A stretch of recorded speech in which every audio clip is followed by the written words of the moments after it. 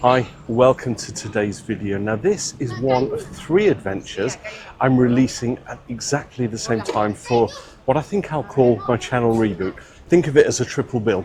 You can watch all of them in any order, but if you make it through all 3, you will have walked through the streets of London, crossed the Channel to France, and even hopped on a flight to Edinburgh, all without leaving the comfort of your chair. So let this tourist take you with me on a 2-mile walk around the Thames and central London.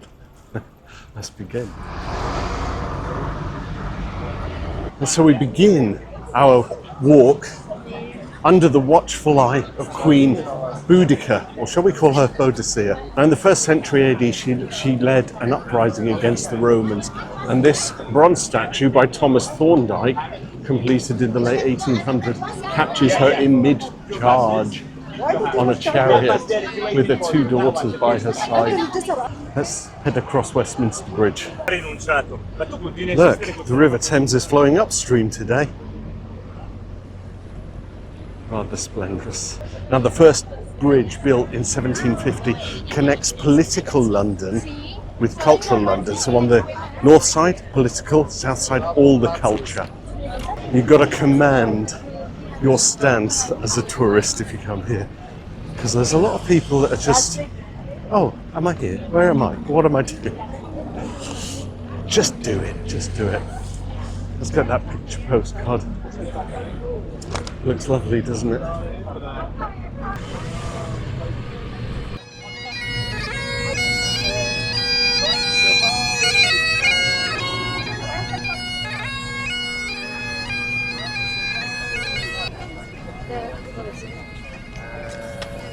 I tell you what, it's a bit hot today.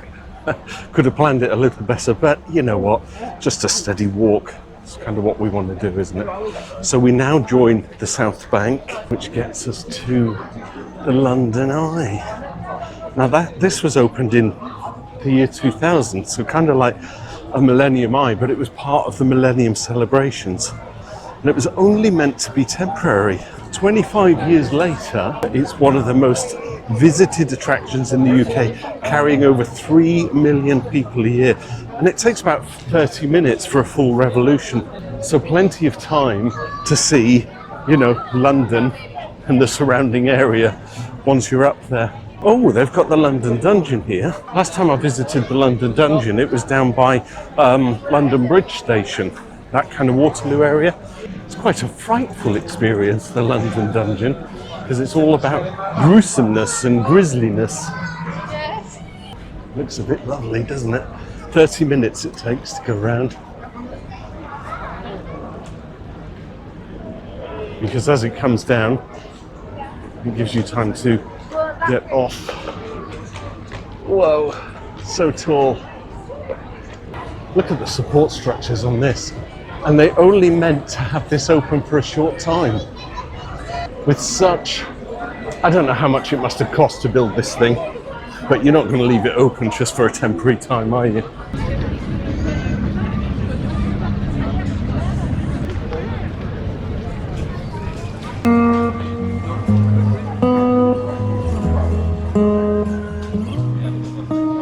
So leaving the London Eye behind, we now enter the Southbank area, which has been buzzing since the 1951 festival. Now all along this stretch, we're going to see street performers, fairground, riverside cafe, second-hand bookstores. It is London's cultural playground, and it happens all year round. Come here in Christmas time and you're going to have all the stalls selling Christmas wares, but also all the kind of Christmassy foods. But here in summer, just beautiful buzzing. I like this little food area. Let's have a look at the Southbank Centre, because it's a real mixture of architecture, but I think mostly stark 1970s stuff.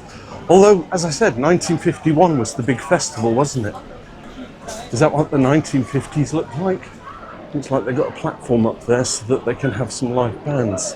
I love the real buzz of people from all generations, from all what am I calling ethnicities up the stairs. Quite striking, isn't it? Bold yellow. A good clue on text. Gives us a bit of an aerial view. Aerial view of the Thames. I think it's the only way up. The Elizabeth Hall and the Purcell Room. I think the BFI, the British Film Institute, usually have their big events in here. This must have been so modern for 1951, right? Looks amazing.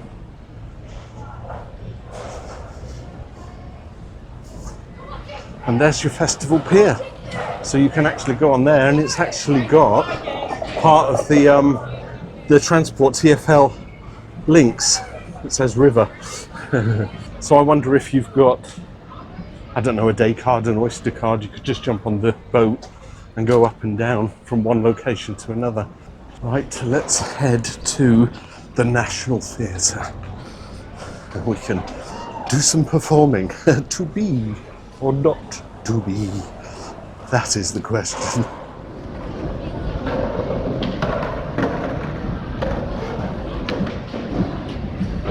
I might have been wrong. This is the National Film Theatre, although I can see the National Theatre is up there, but they've got like BFI stuff doing here. The BFI Riverfront Bar. So we've got here some kind of market thing going on. Get yourself a little bit of art.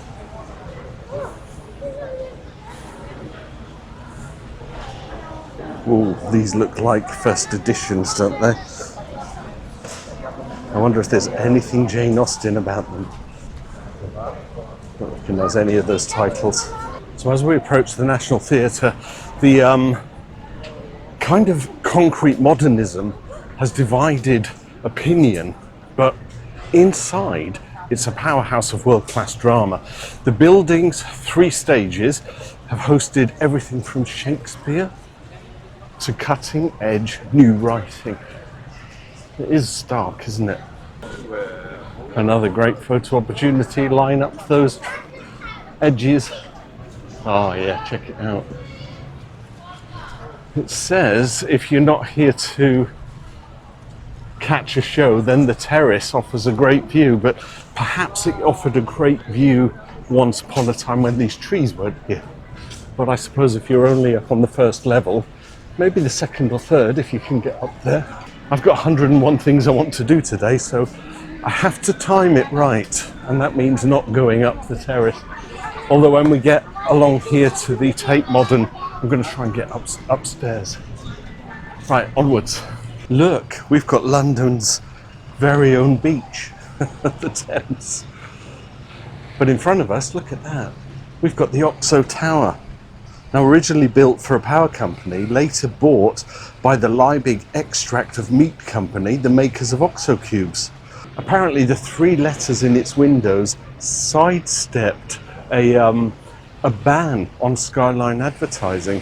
And even now, you don't see any skyline advertising. So they obviously use the OXO as part of a window design, but it's still advertising. That was in the 1920s, apparently. Today it's home to designer studios, galleries, and one of the best panoramic views of London. I think we're talking apartment blocks there, where the wealthy and, you know, just if you can afford it, you buy such a thing. Come up to London for the weekend. Get yourself amongst all these wonderful people, all the food stores, all that kind of thing. I think the route takes me along past it to get to the Tate Modern, so let's have a look. Oh look, we can actually walk on this funny pier thing. Let's go and have a look, see how far out we can go.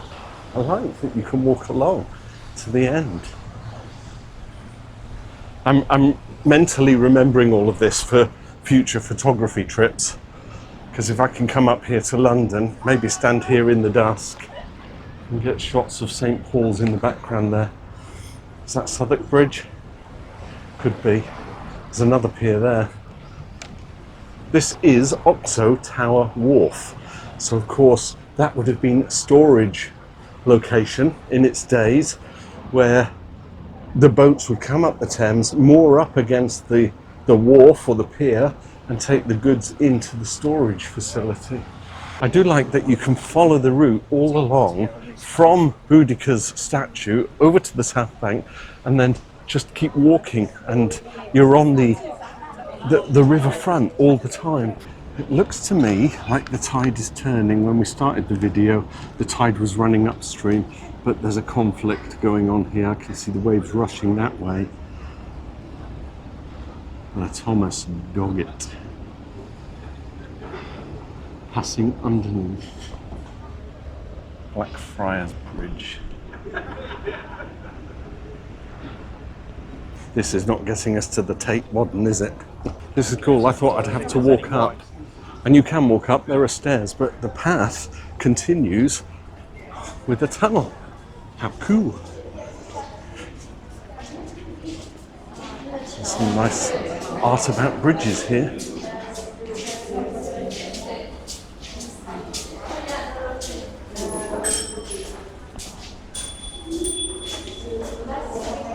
Oh, the bikes. Get out of my way.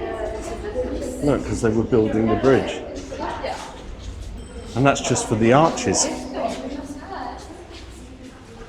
Once they had the arches built, they built the brickwork of the top part. And the finished Article 1797.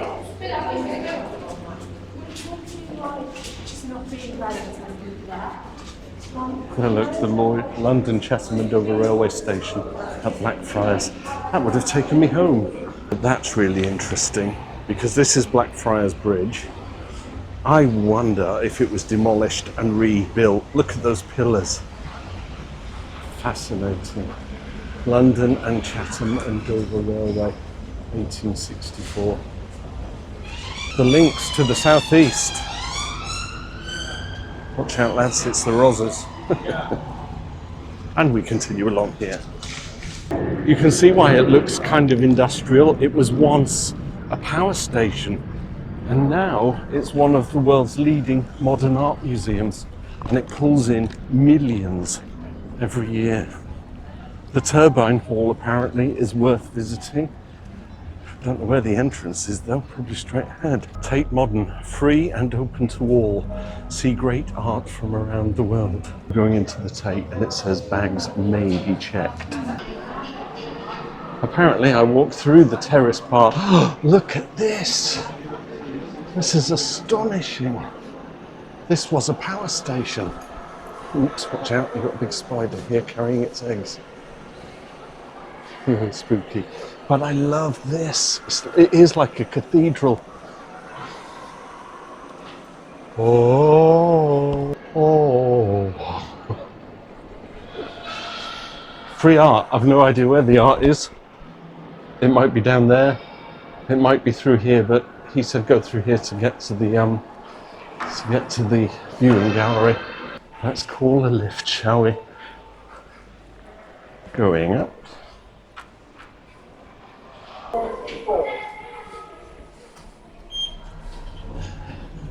You know what I did?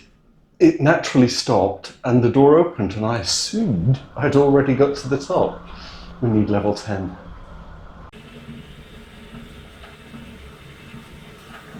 Doors open. Level 10. Oh, level 10. Okay folks, it's a coffee bar, the espresso coffee bar. However, after all of that, we get this. So what are you going to do? I can give you a view outside the window, but actually I can't go out. Save that for another day, I think. I can smell the coffee, but I still need to progress. And the reason is, you can just see it in the distance. We've got Tower Hill just there. Tower Hill, Tower Bridge just on the left of this red building. Obviously the Shard. Tower Bridge, that's where I'm heading. Right, back downstairs. I'll see you downstairs. So now we're going to come out of the Tate and head towards Shakespeare's Globe.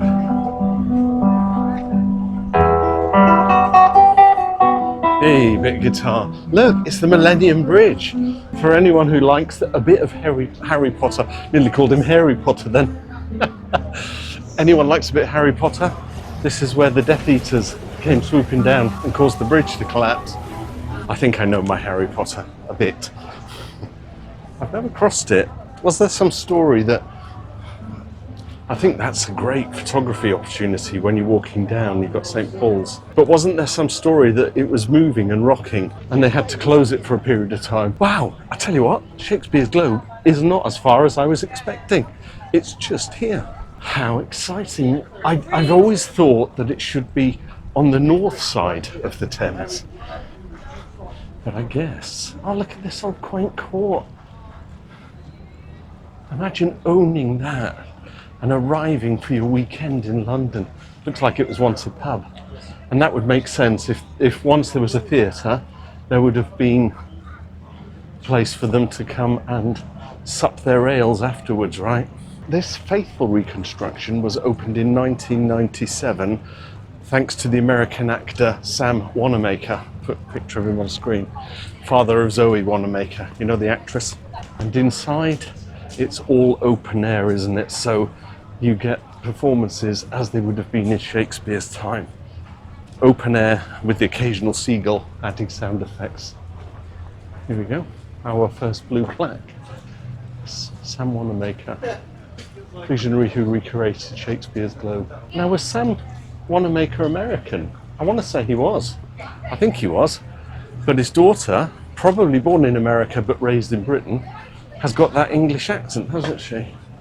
I like Zoe Wanamaker. She's a bit delicious.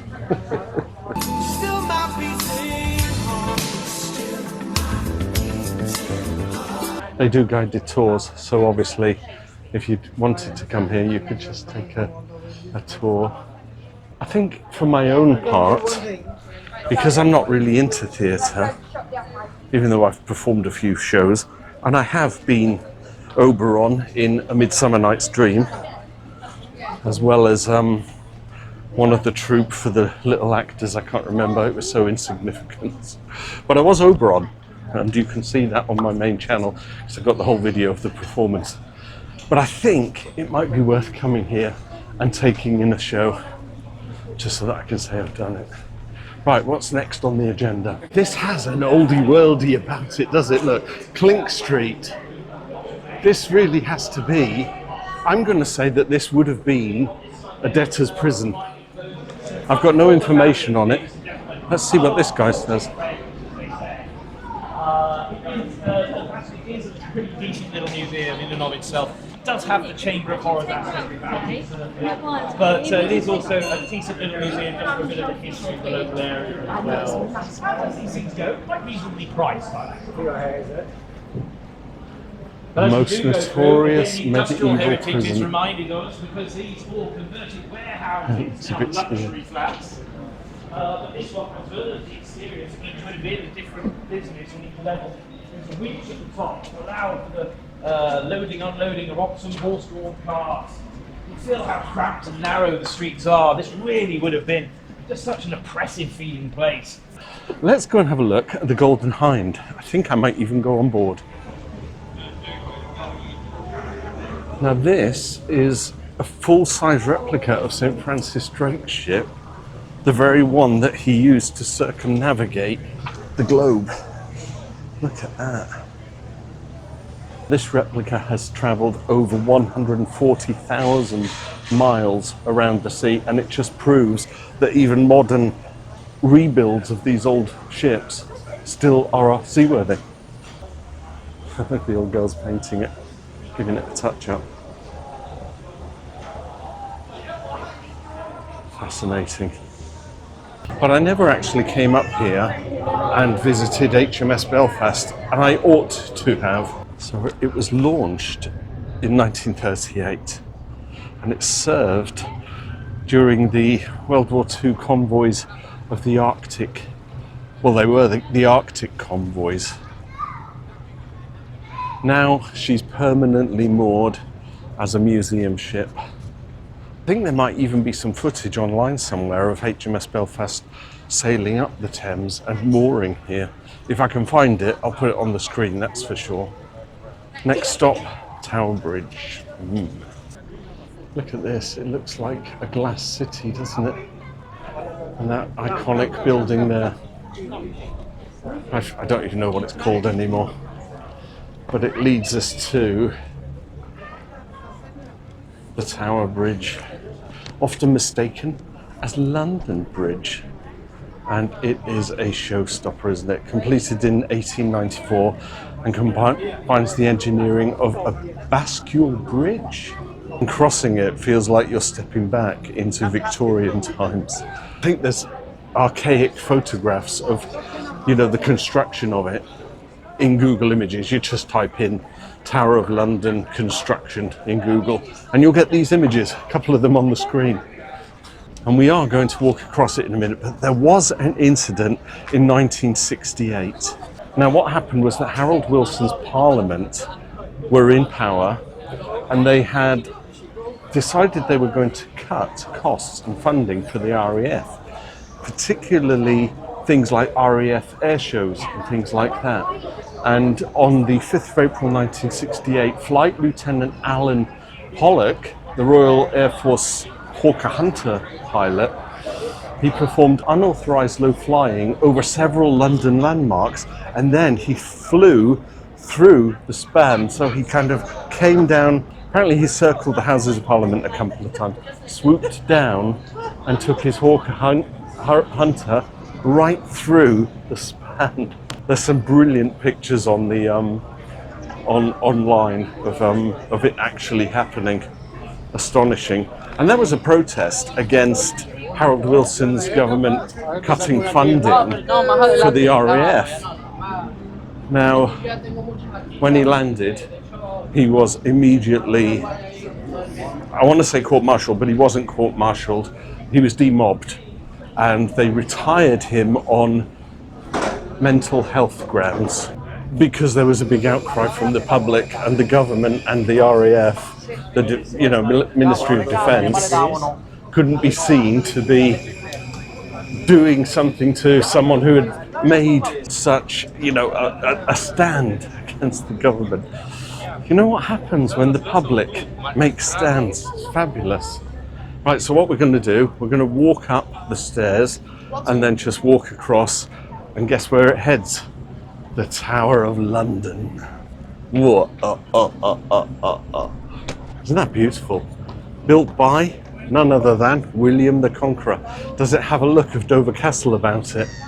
And also Rochester Castle. You can actually go into the engine rooms and the shop if you have a mind to. We're just having a mind to cross it. Wow, look at that. Majestic. How many times have I driven across here? I've even got a little reel on my channel where I caught a police car doing a 3-point turn and a cyclist hit him. This one. I don't know what this copper's doing. Oh. Did a Yui and a bike crashed into him. I've got it on camera, I suppose that matters, does it? What is the guy doing? It's always worth showing that again. Even the police are not infallible, right? This, more or less, takes us to the hub. In fact, I wonder if this is the last bridge in the sequence. It stops here. Every bridge from Tower Bridge goes all the way up, doesn't it? There's nothing outside. I see nothing at all. No more bridges. We're on the last bridge, so that makes it worth doing for the tour.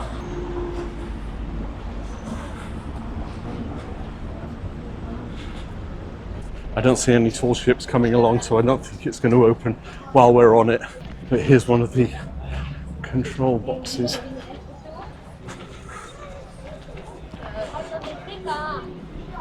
Fascinating.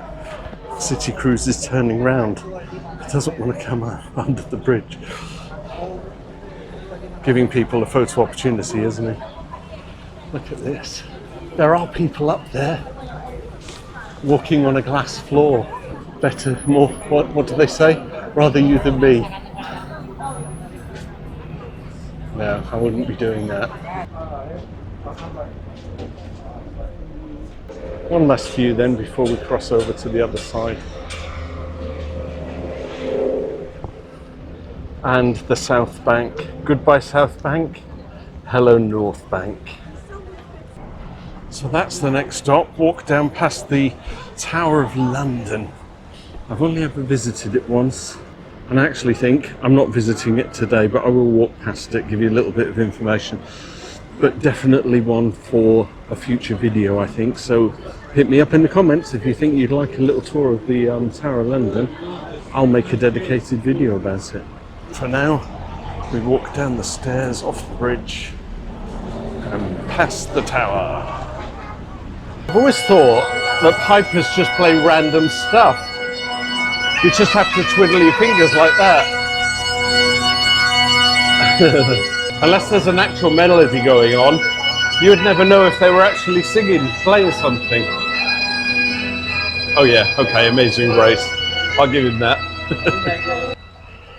Henry III received angry complaints in 1261 about his representative, the constable, who lived in the tower. For centuries, the constable had the right to take cargo from passing ships, but Londoners said Henry's constables were too greedy. Up the people, that's what I say. Tower of London. I'm looking for Traitor's Gate, and I think it's just here. Because you've got the boats, and they would have brought the traitors in to hold them captive here, with the entrance coming in off the Thames. Traitor's Gate, there you go.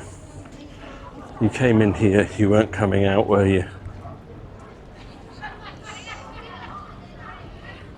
Lady Jane Grey is said to have entered the gate. Poor old Lady Jane Grey, queen for 9 days.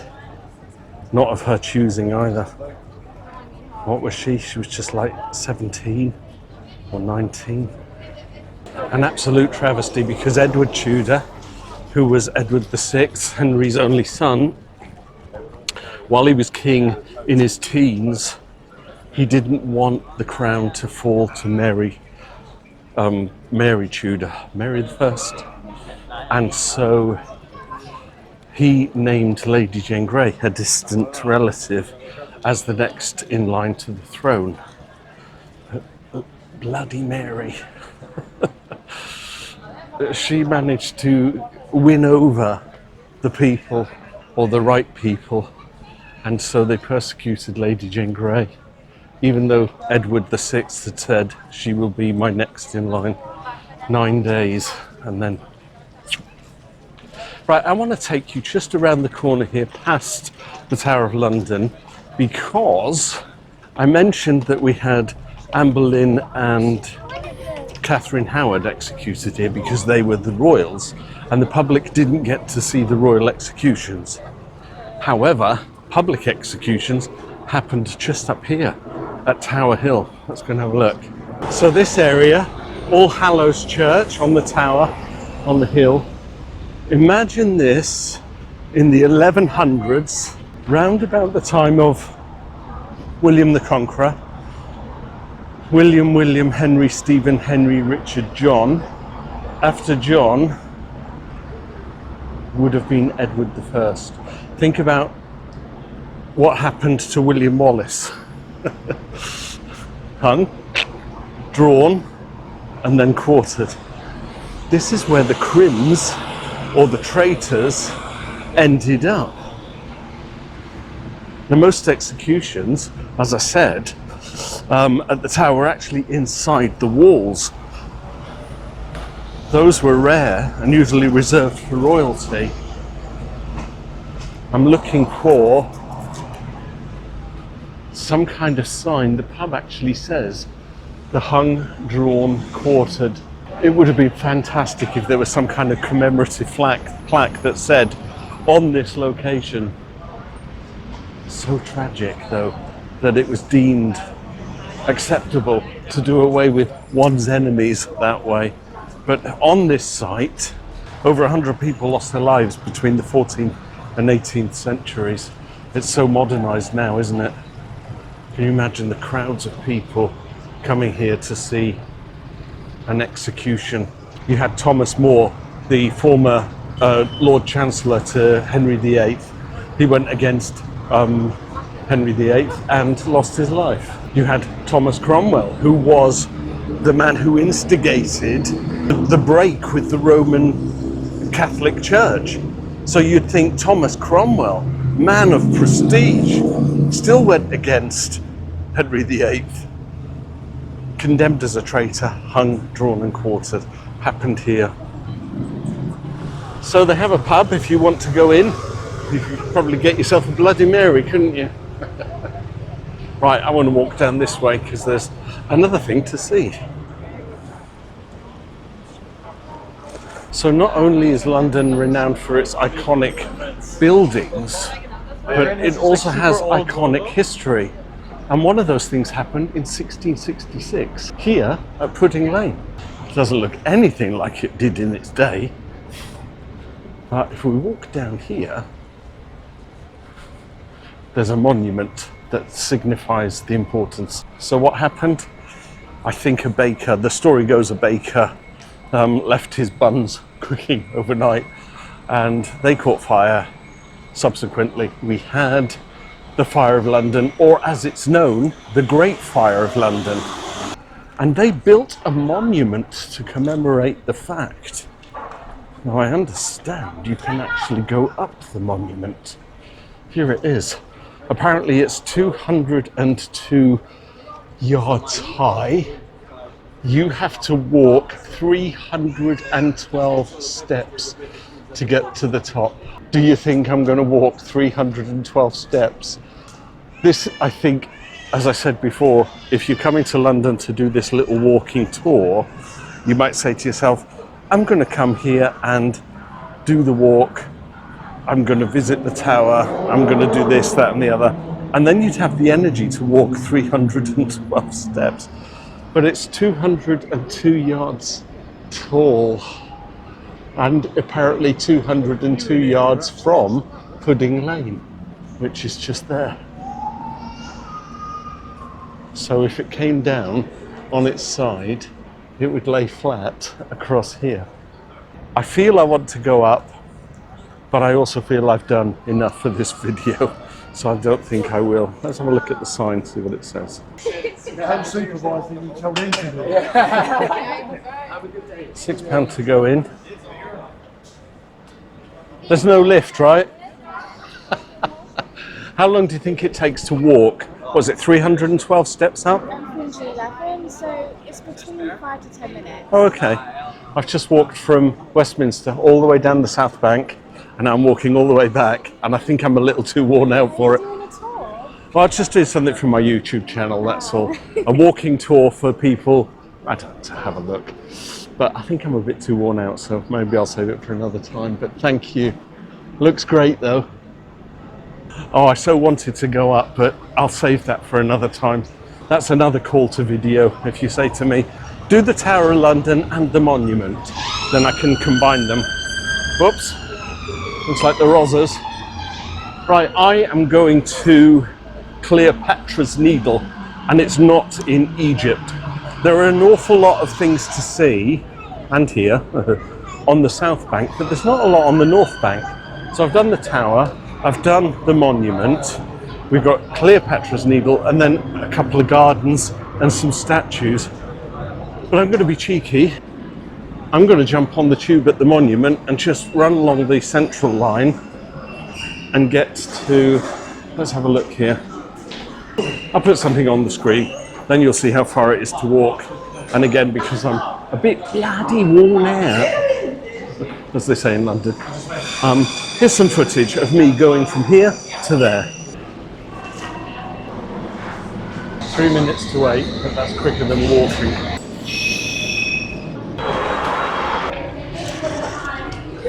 Right, I want to get to Cleopatra's Needle, which is just there. What's so fascinating about this is that it's over 3,000 years old. Is that not astonishing? You think it would be like a modern thing, but no, 3,000 years old. Carved in Egypt around 1450 BC, and it was gifted to Britain in 1819, but it took decades to bring here, arriving around 1878. This obelisk, prostrate for centuries on the sands of Alexandria, was presented to the British nation AD 1819 by Muhammad Ali, Viceroy of Egypt, a worthy memorial of our distinguished countrymen Nelson and Abercrombie. Now it says that the Sphinxes were Victorian editions, but if you look closely, let's see here, the scars that disfigure the pedestal of this obelisk, the bases of the Sphinxes and the right-hand Sphinx, were caused by fragments of a bomb dropped in the roadway close to this spot in the first raid on London by German aeroplanes a few minutes before midnight on Tuesday the 4th of September 1917. Look at that, shrapnel. It's amazing that they have decided not to fix it up, don't you think?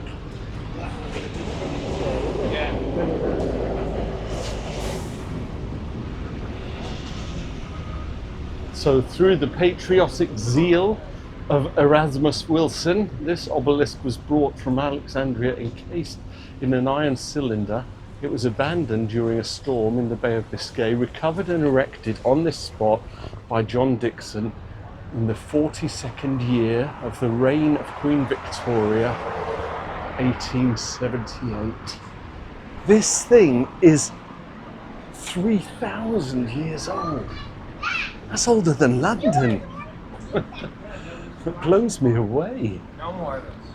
So as I walk back to Boudica, from Boadicea to Boudica, how about that? She was a queen, especially when she was portrayed by Alex Kingston. Oh, be still my beating heart. Did I tell you I'd made a comment on her Facebook page, and she wrote a response saying something like, "Thank you, Tudor Smith, DM me." Me, DM Alex Kingston, can you believe that? I didn't, because I think to myself, it's probably just a fan site, isn't it? Somebody running it. If, however, Alex Kingston, you're watching this, DM me. Let's have a look at some of these memorials. Outram. Who is Outram? A military figure, do you think?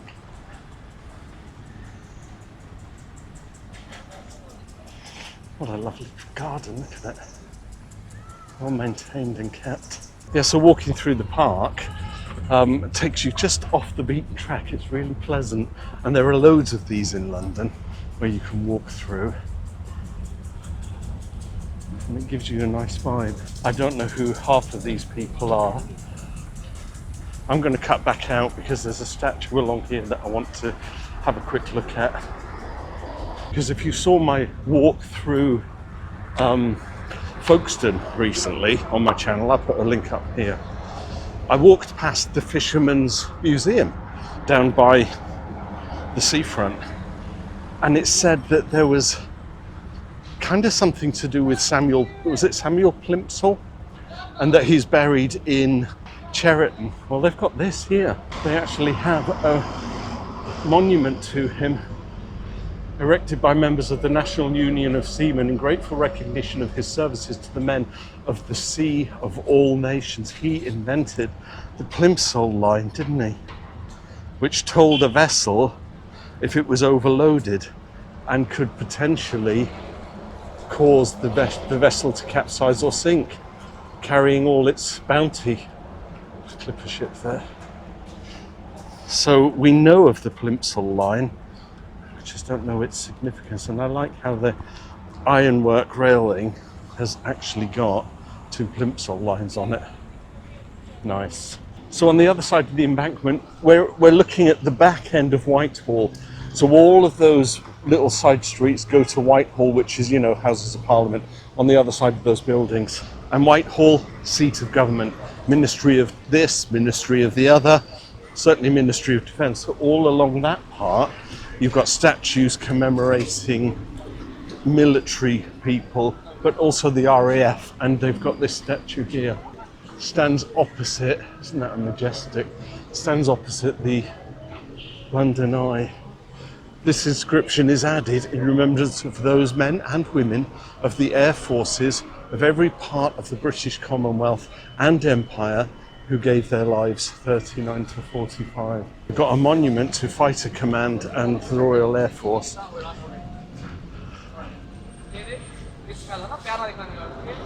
And I think this is amazing. Some guy's doing some cleaning up of it, but look at that monument. Scramble, scramble, scramble. It's so lifelike with the 3D. Look, the Hurricane being chased by a Messerschmitt. All the women, are they from the plotting room? Astonishing. Spitfire. I love it. Let me stand back so that we can get a... don't know if the camera will pick it up for the light. Right, the bell's ringing. It's 4 o'clock.